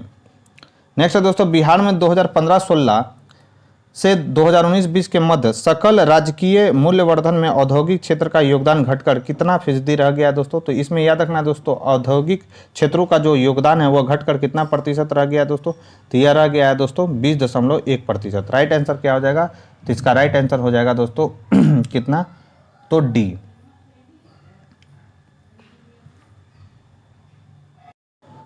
तो इंपॉर्टेंट सवाल है दोस्तों, याद रखना है। बढ़ते अपने नेक्स्ट क्वेश्चन की और। हमारा नेक्स्ट क्वेश्चन है दोस्तों, बिहार राज्य में निवेश पोर्टफोलियो की दृष्टि से 2020-21 में शीर्ष निवेशक क्षेत्र रहा है। यह भी इंपॉर्टेंट सवाल है। तो शीर्ष निवेशक क्षेत्र रहा है दोस्तों खाद्य प्रसंस्करण। राइट आंसर क्या हो जाएगा दोस्तों, तो इसका राइट आंसर हो जाएगा बी। इंपॉर्टेंट सवाल है, याद रखना है दोस्तों। काफ़ी अच्छे सवाल इसमें सेट किए गए हैं दोस्तों, जो कि एग्जाम ओरिएंटेड सवाल ही हैं। नेक्स्ट है दोस्तों, गत दशक के दौरान परिवहन संचार भंडारण के क्षेत्र में बिहार का देश में कौन सा स्थान रहा है। ये भी अच्छा सवाल है दोस्तों। तो बिहार का देश में इसमें जो है दोस्तों परिवहन संचार भंडारण के क्षेत्र में प्रथम स्थान पर रहा है दोस्तों। राइट आंसर हो जाएगा बी। नेक्स्ट क्वेश्चन है दोस्तों हमारा, कि निम्नलिखित कथनों पर विचार कीजिए। NH-31 कि बिहार में सर्वाधिक लंबाई है, तो यह बात बिल्कुल गलत है दोस्तों कि NH-31 की बिहार में सर्वाधिक लंबाई नहीं है। नेक्स्ट है दोस्तों, ये पूछ रहा है दोस्तों निम्नलिखित में, सॉरी यहाँ पर बोल रहा है दोस्तों कौन सा कथन असत्य है, असत्य विकल्प का चयन कीजिए। तो NH-31 की बिहार में सर्वाधिक लंबाई है, तो यह बात बिल्कुल सही है दोस्तों। सॉरी, NH-72A की बिहार में न्यूनतम लंबाई है, तो यह भी बात जो है दोस्तों बिल्कुल सही है। यहाँ पर बोल रहा है दोस्तों तीसरा कथन से कि सड़कों की कुल लंबाई के मामले में बिहार देश में 10वें स्थान पर है दोस्तों, तो यह बात बिल्कुल जो है दोस्तों असत्य है। तो असत्य पूछा जा रहा था, तो इसमें राइट आंसर हो जाएगा डी। इसमें जो राइट आंसर हो जाएगा दोस्तों वो कौन सा हो जाएगा, तो वो राइट आंसर हो जाएगा डी, यानी 3 गलत है दोस्तों। तो सड़कों की कुल लंबाई में अगर पूछा जाए दोस्तों कि बिहार का देश में कौन सा स्थान है, तो याद रखेंगे दोस्तों बिहार का देश में 8वां स्थान है दोस्तों। तो इंपॉर्टेंट फैक्ट्स है, याद रखना है। बढ़ते अपने नेक्स्ट क्वेश्चन की ओर। हमारा नेक्स्ट क्वेश्चन है दोस्तों कि ऊर्जा के क्षेत्र में आपूर्ति सुनिश्चित करने हेतु बिहार सरकार द्वारा निम्न में से कौन सी योजना संचालित की जा रही है। तो याद रखना है दोस्तों ऊर्जा के क्षेत्र में आपूर्ति सुनिश्चित करने हेतु बिहार सरकार के द्वारा कौन सी योजना चलाई जा रही है दोस्तों। तो यह योजना चलाई जा रही है कौन सी, तो वितरण लाइनों द्वारा जीर्णोद्धार और आधुनिकीकरण, यह योजना चलाई जा रही है दोस्तों। तो राइट आंसर क्या हो जाएगा दोस्तों, तो इसका राइट आंसर हो जाएगा सी, यानी वितरण लाइनों का जीर्णोद्धार और आधुनिकीकरण। Right answer C. नेक्स्ट है दोस्तों निम्नलिखित में से असत्य कथन का चयन कीजिए। असत्य कथन आपसे पूछा जा रहा है दोस्तों, तो असत्य कथन कौन सा है। तो जनसंख्या के मामले में बिहार का देश में तीसरा स्थान है, सही बात है। 2011 की जनगणना के अनुसार देश का सर्वाधिक घनत्व वाला राज्य बिहार है, यह भी बात बिल्कुल सही है दोस्तों। नेक्स्ट है दोस्तों कि बिहार में कुल प्रजनन दर 2.6% बच्चा प्रति महिला थी दोस्तों, तो यही बात जो है दोस्तों यहाँ पर गलत है। इसका फिर है दोस्तों 2011 की जनगणना के अनुसार बिहार में बाल लिंगानुपात 935 था, तो यह बात बिल्कुल सही है। तो इसमें गलत पूछा जा रहा था दोस्तों, तो इसका राइट आंसर क्या हो जाएगा दोस्तों, तो इसका राइट आंसर हो जाएगा सी। अगर हम बात करें दोस्तों प्रजनन दर की, तो अगर हम बात करें दोस्तों प्रजनन दर की, तो प्रजनन दर कितना है दोस्तों, तो 3.6 प्रति बच्चा प्रति महिला था दोस्तों 2011 में। तो असत्य पूछा जा रहा था, तो कितना हो जाएगा सी। नेक्स्ट है दोस्तों कोविड-19 महामारी के दौरान वैसे बच्चे कौन से बच्चे दोस्तों, तो 0 से 18 वर्ष तक के जिनके माता पिता में से किसी एक या दोनों की मृत्यु हो गई हो, उन्हें राज्य सरकार के द्वारा, याद रखना है दोस्तों, उन्हें राज्य सरकार के द्वारा प्रतिमाह कितने रुपए अनुदान दिया जाएगा। तो प्रतिमाह उन्हें कितना दिया जाएगा दोस्तों, तो 1500 रुपये दिया जाएगा। तो अच्छा इनिशिएटिव है दोस्तों बिहार सरकार के द्वारा, याद रखना है कितना दिया जाएगा, तो 1500। नेक्स्ट है दलहन उत्पादन में बिहार लगातार आत्मनिर्भरता की ओर बढ़ रहा है। आर्थिक सर्वेक्षण 2020-21 के दौरान राज्य में दलहन पैदावार में कितने फीसदी की वृद्धि दर्ज की गई है। तो राज्य में जो है दोस्तों 12% वृद्धि दर्ज की गई है दोस्तों दलहन पैदावार में। राइट आंसर हो जाएगा डी। नेक्स्ट है दोस्तों बिहार आर्थिक सर्वेक्षण 2021-22 में के अनुसार न्यूनतम प्रति व्यक्ति आय वाला जिला कौन सा है। मोस्ट वीवीआई सवाल है दोस्तों, तो न्यूनतम प्रति व्यक्ति आय वाला जिला कौन सा है दोस्तों, शिवहर। अगर वहीं पर बात किया जाए दोस्तों कि टॉप पर कौन है, तो टॉप पर कौन होगा दोस्तों, तो पटना है, याद रखना है। नेक्स्ट है दोस्तों पिछले 5 वर्षों में पशुधन और मत्स्य पालन क्षेत्र में क्रमशः कितना प्रतिशत वृद्धि दर्ज की गई है। तो याद रखना है दोस्तों पिछले 5 वर्ष में पशुधन और मत्स्य पालन में कितना प्रतिशत वृद्धि दर्ज की गई है दोस्तों, तो पशुधन में हुआ है दोस्तों 10% और मत्स्य पालन में हुआ है दोस्तों 7%। राइट आंसर हो जाएगा सी।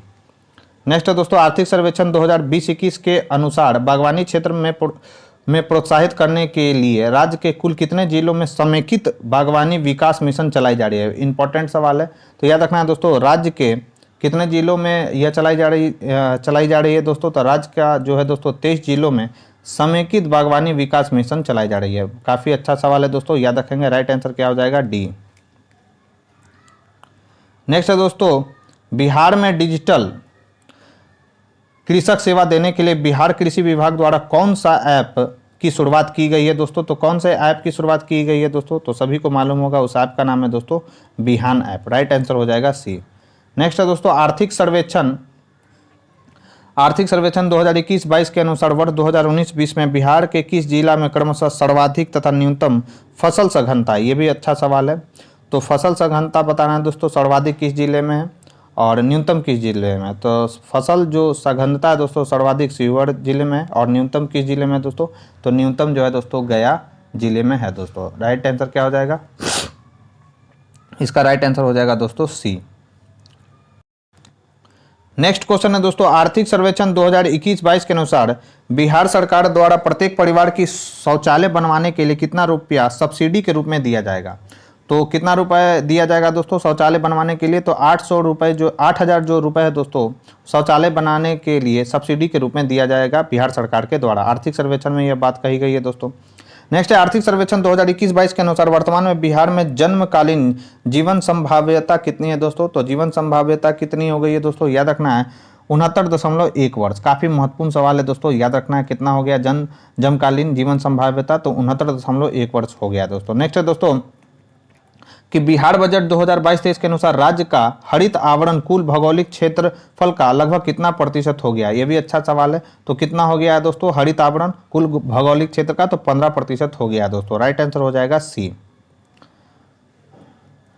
नेक्स्ट है दोस्तों 2001 से 2011 के मध्य बिहार की जनसंख्या वृद्धि दर कितनी रही है? तो जनसंख्या वृद्धि दर पूछा जा रहा है दोस्तों। तो जनसंख्या वृद्धि दर बिहार की कितनी रही है? तो यह रही है दोस्तों 25.4%। राइट आंसर हो जाएगा सी। नेक्स्ट है दोस्तों, बिहार वन स्थिति रिपोर्ट 2019 की तुलना में बिहार वन स्थिति रिपोर्ट 2021 में कुल कितना वन आवरण वृद्धि दर्ज किया गया है? तो कुल कितना वन आवरण वृद्धि दर्ज किया गया दोस्तों? ये भी मोस्ट वीवीआई सवाल है। तो 75 वर्ग किलोमीटर जो वन आवरण है दोस्तों उसमें वृद्धि दर्ज किया गया है 2019 से 2021 की वन स्थिति रिपोर्ट की तुलना में। तो राइट आंसर क्या हो जाएगा? तो सी होगा। नेक्स्ट क्वेश्चन है दोस्तों हमारा कि वन स्थिति रिपोर्ट 2021 के अनुसार सबसे कम वन आवरण प्रतिशत वाला बिहार का कौन सा जिला है? ये भी अच्छा सवाल है कि सबसे कम वन आवरण प्रतिशत वाला बिहार का कौन सा जिला है दोस्तों वन स्थिति रिपोर्ट 2021 के अनुसार? तो उसका नाम है दोस्तों शेखपुरा। शेखपुरा जो है दोस्तों सबसे कम वन आवरण प्रतिशत वाला जिला है दोस्तों। राइट आंसर क्या हो जाएगा दोस्तों? तो ए होगा। नेक्स्ट क्वेश्चन है दोस्तों हमारा बिहार वन स्थिति रिपोर्ट 2021 के अनुसार सर्वाधिक वन आवरण वाला जिला कौन सा है? इंपॉर्टेंट सवाल है दोस्तों। तो सर्वाधिक वन आवरण वाला जिला कौन सा है दोस्तों? तो याद रखना है इसका राइट आंसर है दोस्तों कैमूर, पश्चिमी चंपारण और रोहतास। कैमूर पहले नंबर पर है दोस्तों, पश्चिमी चंपारण दूसरे पे, और तीसरे पे कौन सा है दोस्तों?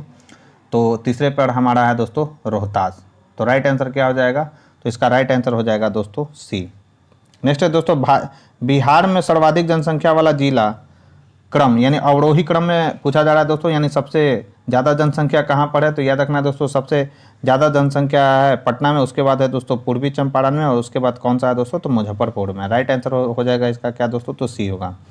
नेक्स्ट है 2011 के जनगणना के अनुसार न्यूनतम लिंगानुपात वाला जिला कौन सा है दोस्तों? तो न्यूनतम लिंगानुपात वाला जिला कौन सा है दोस्तों? तो मुंगेर जो है दोस्तों न्यूनतम लिंगानुपात वाला जिला है दोस्तों। अगर पूछा जाए दोस्तों कि सर्वाधिक लिंगानुपात वाला जिला कौन सा है बिहार का? तो याद रखना है दोस्तों गोपालगंज। तो ये भी पॉइंट आपको याद रखना है। नेक्स्ट है 2011 के जनगणना के अनुसार क्रमशः सर्वाधिक तथा न्यूनतम अनुसूचित जाति प्रतिशत वाला जिला कौन सा है? ये भी अच्छा सवाल है दोस्तों। तो सर्वाधिक तथा न्यूनतम अनुसूचित जाति वाला जिला कौन सा है दोस्तों? तो ये आपको ध्यान में रखना है। इसका राइट आंसर हो जाएगा दोस्तों क्या? तो इसका राइट आंसर हो जाएगा सी, यानी गया जो है दोस्तों उसमें सर्वाधिक अनुसूचित जाति वाला जिला है प्रतिशत के मामले में, और किशनगंज जो है दोस्तों न्यूनतम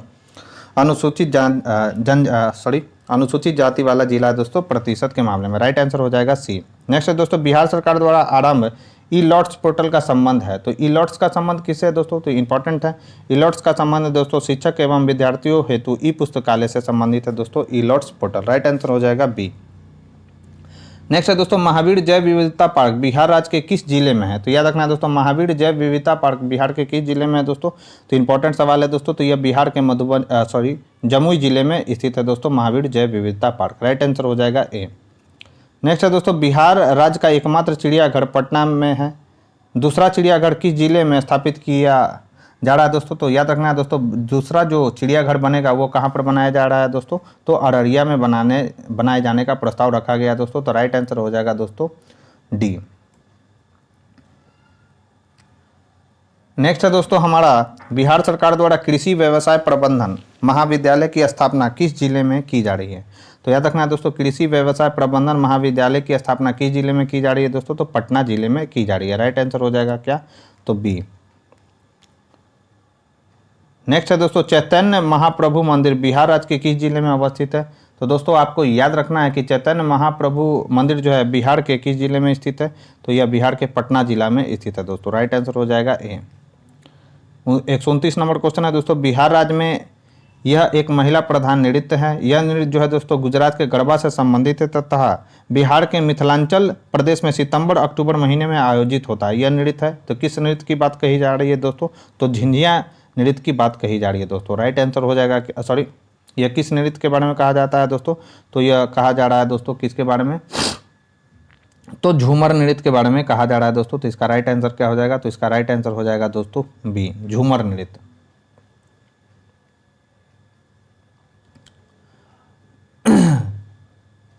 नेक्स्ट है दोस्तों बिहार के संदर्भ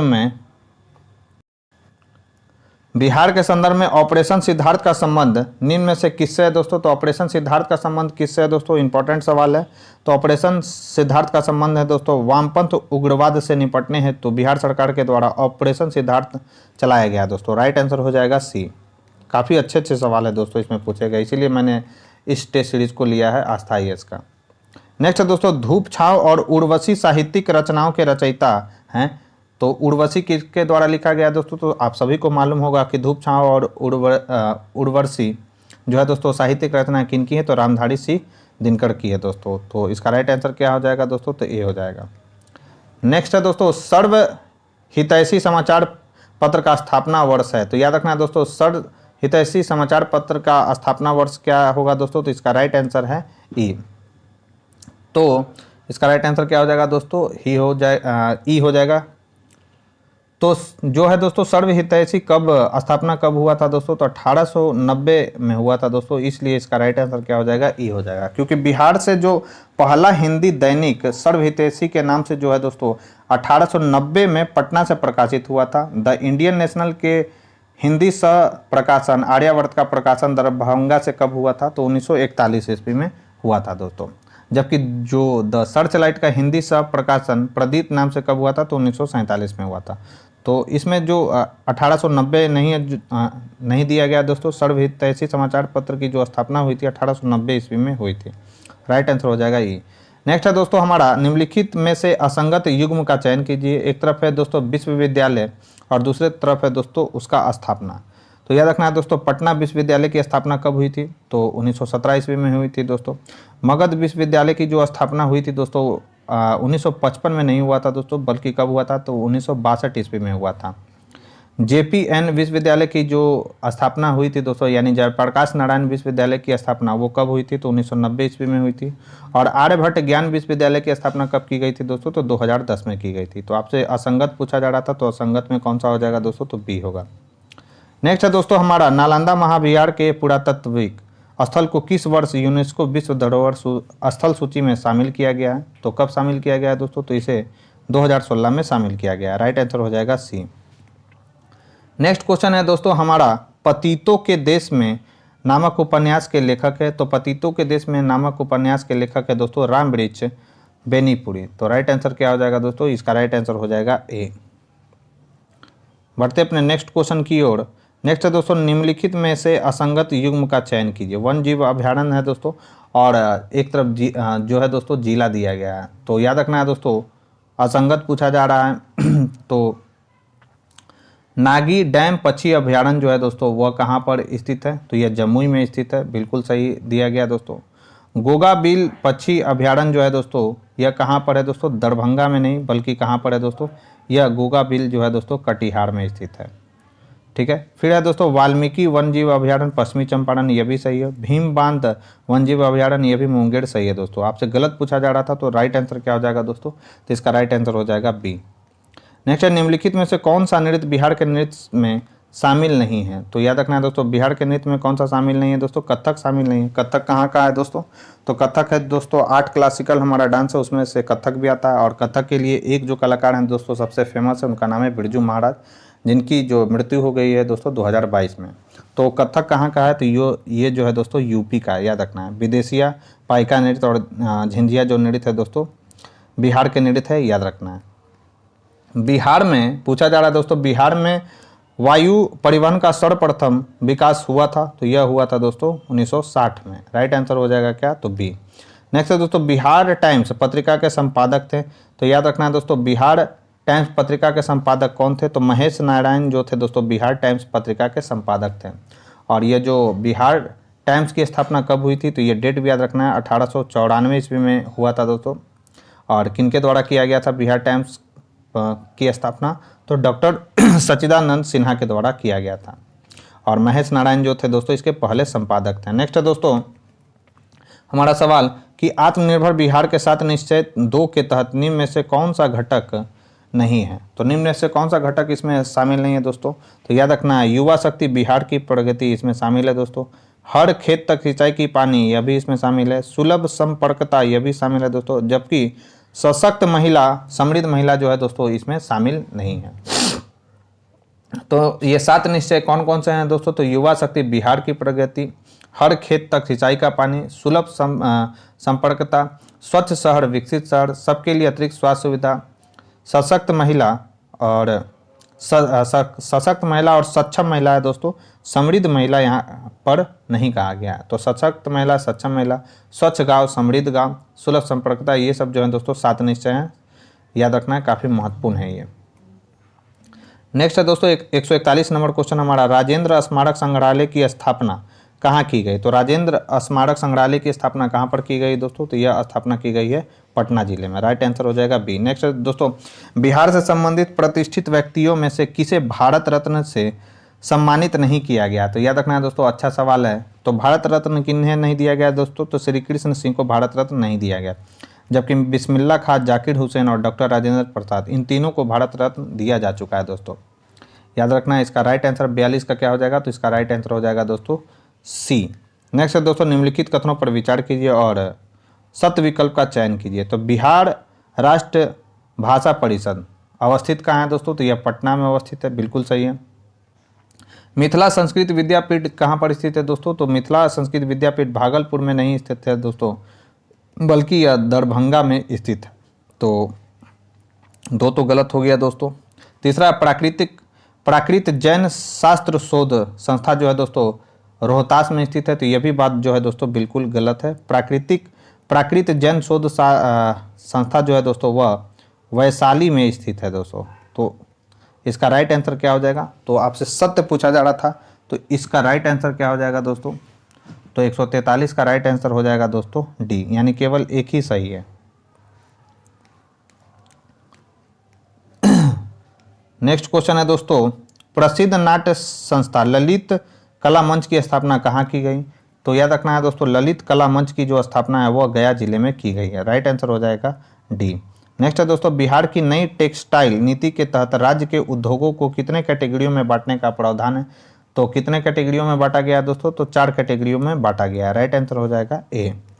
नेक्स्ट है दोस्तों, बिहार के किस जिले में खुले खादी मॉल की थीम बुद्धिज्म पर फोकस है, तो याद रखना है दोस्तों काफ़ी अच्छा सवाल है। तो इसका राइट आंसर क्या हो जाएगा, तो बिहार के मधुबनी जिले में। तो राइट आंसर क्या हो जाएगा दोस्तों, इसका राइट जो आंसर होगा वो मधुबनी नहीं होगा, इसका राइट आंसर जो होगा दोस्तों तो वह गया होगा। राइट आंसर हो जाएगा इसका गया। तो दोस्तों याद रखना कि बिहार में पटना के बाद जो है पूर्णिया और गया में खादी मॉल खोजने की स्वीकृति मंजूर की गई है। गया में खादी मॉल भवन की थीम जो है दोस्तों वो क्या रखा गया है, तो याद रखना है बुद्धिज्म फोकस रखा गया। राइट आंसर हो जाएगा बी। जबकि पूछा जाए दोस्तों कि जो पूर्णिया में खादी मॉल खुलेगा उसका थीम क्या रखा गया है, तो उसका थीम रखा गया है दोस्तों गांधीज्म। याद रखना है, तो दोनों नाम पूछ सकता है, दोनों के दोनों इंपॉर्टेंट है, याद रखेंगे। नेक्स्ट है दोस्तों, बिहार के किस एकमात्र जिला परिषद को दीनदयाल उपाध्याय पंचायत सशक्तिकरण पुरस्कार 2021 से सम्मानित किया गया है दोस्तों, तो वह है कौन सा जिला दोस्तों, तो नालंदा जिला है। राइट आंसर हो जाएगा ए। नेक्स्ट है दोस्तों, विद्यापति पुरस्कार बिहार राज्य द्वारा निम्न में से किस क्षेत्र में दिया जाता है, तो याद रखना है दोस्तों विद्यापति जो पुरस्कार है निम्न किस क्षेत्र में दिया जाता है, तो हिंदी में लोक साहित्य पर दिया जाता है दोस्तों विद्यापति पुरस्कार। राइट आंसर हो जाएगा क्या, तो इसका हो जाएगा दोस्तों सी। नेक्स्ट है दोस्तों, बिहार राज्य में याद रखना है बिहार राज्य में बिहार राज्य में किस स्थान पर doctor APJ Abdul Kalam science city की स्थापना की जा रही है? तो बिहार, ये सभी को मालूम होगा दोस्तों, किस कहाँ पर किया जा रहा है doctor APJ Abdul Kalam science city? तो पटना में दोस्तों। राइट आंसर हो जाएगा डी। और आज के डिस्कशन का हमारा लास्ट सवाल है दोस्तों कि यूरेनियम खनिज बिहार राज्य के किस जिले में पाया जाता है? तो यूरेनियम जो खनिज है दोस्तों बिहार के किस जिले में पाया जाता है? तो यह पाया जाता है दोस्तों बिहार के गया जिले में। राइट आंसर क्या हो जाएगा दोस्तों? तो इसका राइट आंसर हो जाएगा दोस्तों बी। तो दोस्तों ये थी हमारी आज की डिस्कशन। इस डिस्कशन में बस आज इतना ही। यह डिस्कशन आपको कैसा लगा मुझे कमेंट बॉक्स में लिखकर जरूर बताएं दोस्तों। साथ ही साथ अगर ये वीडियो पसंद आ रही हो दोस्तों तो प्लीज़ इस वीडियो को ज़्यादा से ज़्यादा लाइक करें और अपने दोस्तों के साथ शेयर करें। चैनल पर पहली बार आए हैं तो चैनल को सब्सक्राइब कर ले, बेल आइकन को प्रेस कर ले ताकि नई वीडियो की नोटिफिकेशन आपको समय समय पर मिलती रहे। तो आज के लिए बस इतना ही दोस्तों। मिलते हैं अपने नेक्स्ट वीडियो में, तब तक के लिए बने रहें हमारे यूट्यूब चैनल के साथ। Thank you.